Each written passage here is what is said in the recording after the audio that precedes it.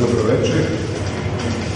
Večeras razgovaramo o knjizi priča Miša Radovnika Čizme od javalje kože.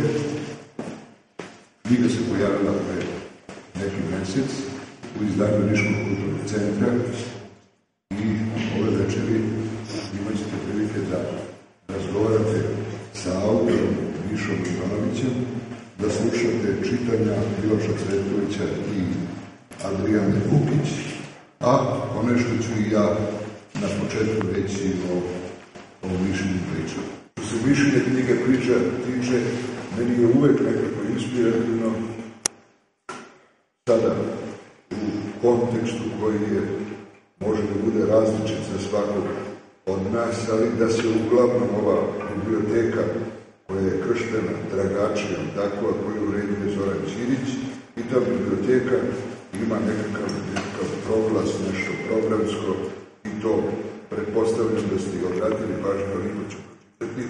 Biblioteka Dragačiji slavi subverziju kao sveti princip književne akcije koji omogućava da se pređe granica dobrog ukusa zarad vrhunskog zadovoljstva ovaploćenog u poručnom bratstvu pisca i čitaoca, raskrinkati i poništiti podelu književnosti na visoku i nisku, elitnu i popularnu, misija je ove biblioteke. Dakle, eto, upotrebljena je reč subverzija, pa Miša na neki način dođe kao dinamitaš, miner, rušilac, a ja mislim da on to nije, ali na prvi pogled i na prvo prelistavanje knjige to tako izgleda, tako da na neki način je i prihvatljivo. Ono što je za mene najzanimljivije kada je u pitanju Miša Andonović je da je on kao vrlo mlad, iz perspektive mojih 58 godina, dakle, vrlo mlad savladao zanat pisateljski, savladao tehniku kratke priče, da ja prosto ne mogu da se setim da nekoga ko je to tako u tim godinama, znači jednostavno stasao kao pripovedač. I mislim da zaista to zaslužuje veliku pažnju i da je to veliki rezultat. Verovatno iza svega toga stoje i godine mukotrpnog rada, ali to mi jednostavno ne znamo i sve to ponajviše pripisujemo daru, talentu, njegovom koji je nesumnjiv. O čemu Miša piše? Ja bih se tu naslovio na njegove reči, a možemo pomalo i u njih da gledamo i sumnjičavo, ali uglavnom Miša u jednoj prilici kaže: pišemo ljudima iz svakodnevnog života o gradskim likovima koji vegetiraju unutar zidina grada. A kaže i to, priče su moje o situacijama u koje ti likovi naivno, a i ravnodušno upadaju.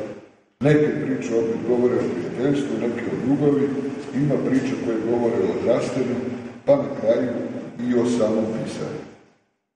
Kada budu glumci čitali, vi ćete se uveriti koliko je to tačno ili koliko se eventualno Miša pomalo i prerušava, je tako? A, da se vratim ovome, kakav je Miša pisac? Kakav pripovedač? Disciplinovan, matematički precizan, koncentrisan, pribran. To je prosto, rekao bih, da se prosto i ne poveruje, ali sve je ovo tačno, znači može se utvrditi čitanjem, prelistavanjem knjige. Pojedine delove knjige čitate kao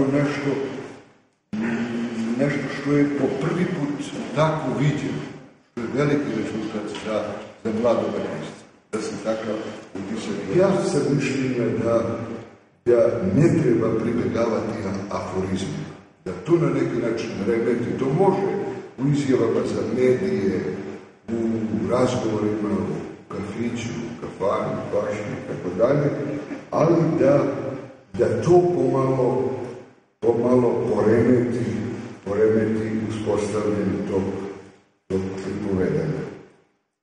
Sada, pretio sam i u stepenice gledajući njeno dupe koje me je podsjećalo na zelenu jabuku, bio sam siguran da bi, ako bi ga zagrizao, proizvelo isti zvuk. Neverovatna svežina, malo i duhovito rečeno. Ja da pokušam da se da se pridruži toj duhovitosti. To nisu one zelene jabuke sa sela, ili one koje mogu da se kupe na pijaci, to su iz ovih modernih piljara. Znači ove uvoze, ja ne mogu da pogodim kako se zovu, ali su stvarno vrlo lepo izgledaju i više je napravio istorijsko jedno poređenje.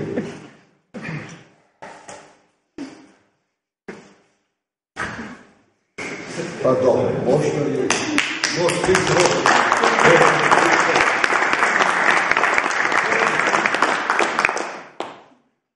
kažem nešto o opet u rečenicama koje su nekako osnova tog književnog zanata.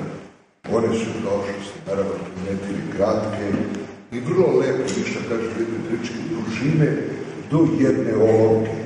Ali ono što je posebno interesantno, mene je frapiralo na neki način, njegove rečenice pulsiraju, kako da kažem, kao živa bića. Nisu naravno ispisane, nisu izlizane.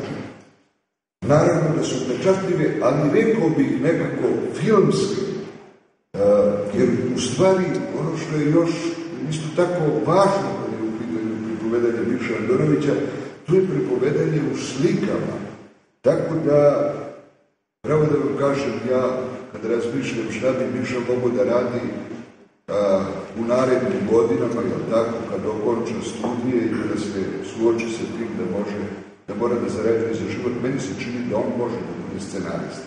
Ali to odgovorno tvrdim, jer sam nekako imao ljubav da prema onim časopisima koji su objavljivali scenarije, pa sam to tako oveću neku gomilu napravio, znam kako ide to sa scenama, kadrovima, mislim da Miša jednostavno tako piše, vrlo lako bi se da uklopio da napiše filmski scenariju ili ne znam, nekakvu seriju.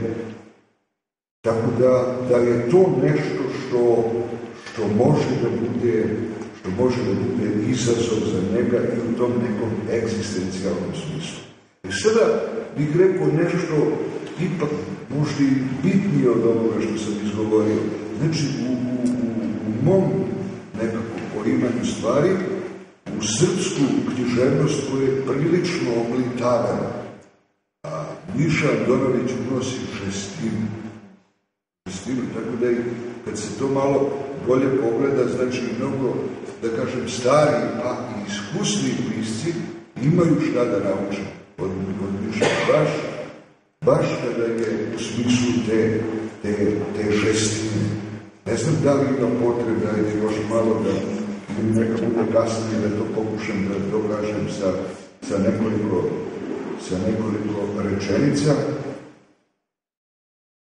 Sad bi počeo malo da mislim, tako sam nekako navikao da znači sve ono što treba istaći u pozitivnom smislu, pa neku kao i preporuku dati.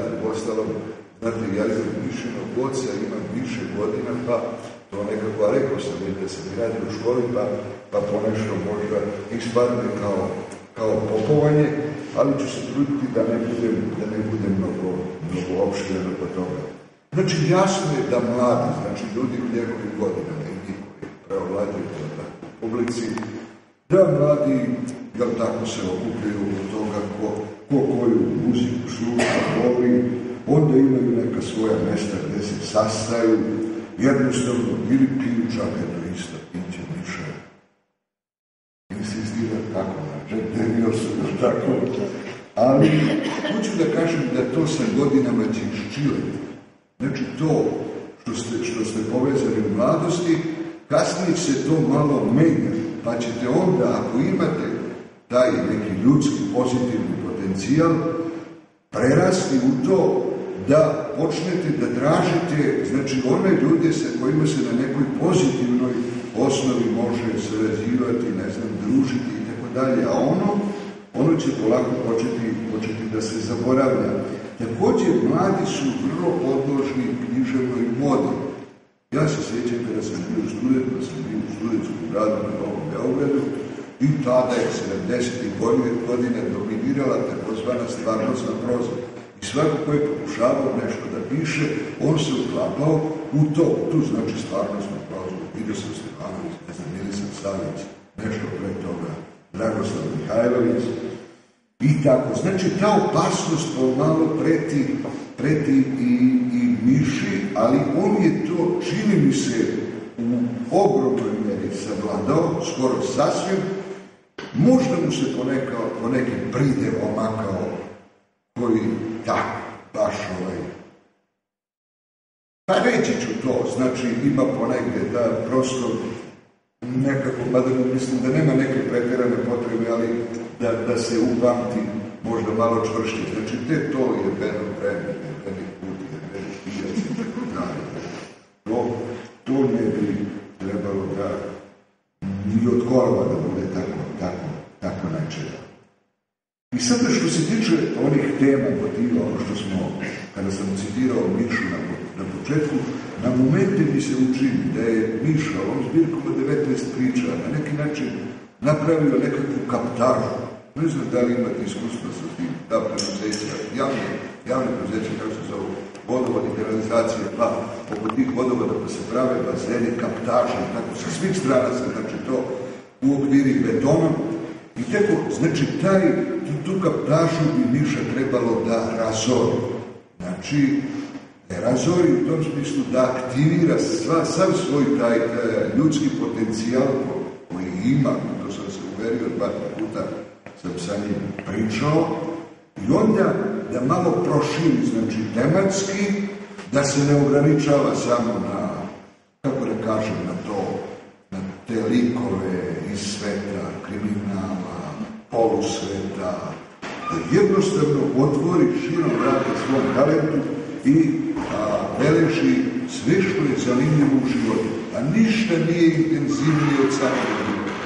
Nije to je na prvi pogled samo ako čoveka puca da je tu, jeste da je tu na neki način, znači na izboru te žestine, ali ima žestine na svim drugim mjestima. Zašto ne bi bila neka žestoka slika gdje ispred neke zgrade recimo 300 ljudi drži zdravstvenu knjižicu neoverenu?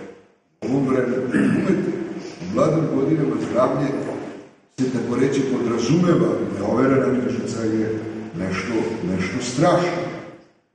I sada, znači, tu ću pomenuti taj malo, znači, tih 19 priča i pomalo čovjek pomisli da se Miša našao u jednom začaranom krugu iz kojega zaista treba izaći. Ja mislim da se prva šansa ukazuje već u nečemu što ili piše ili je dovršio, a to je jedna drama gdje on, naravno sada da povežemo s ovim pričama, znači eksplozivno koristi taj svoj smisao za razvijanje dijaloga.